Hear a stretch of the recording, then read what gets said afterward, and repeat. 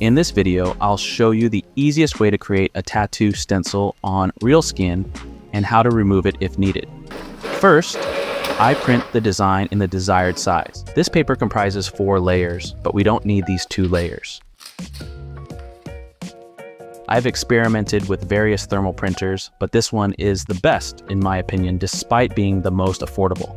If you want to purchase the same one, you'll find the link in the video description along with all the other products. I absolutely love this device.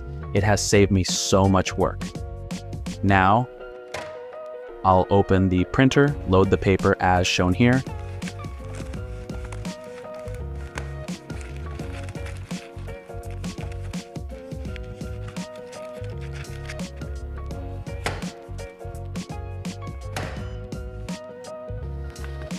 Adjust the template and insert it into the printer.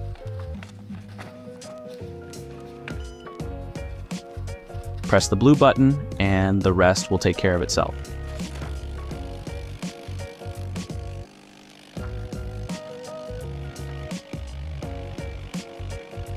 It should look like this.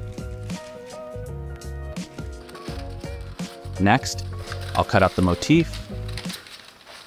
I shave the area of the body where the tattoo will be placed. Now I clean the area with skin disinfectant.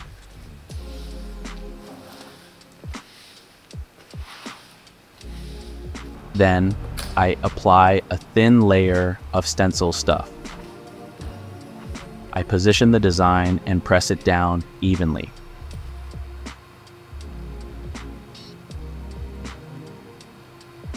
There you go, we have the perfect tattoo stencil.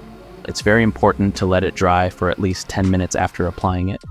Otherwise, the stencil might smudge while working. If you're not happy with the positioning, you can simply use a tattoo stencil remover to remove it.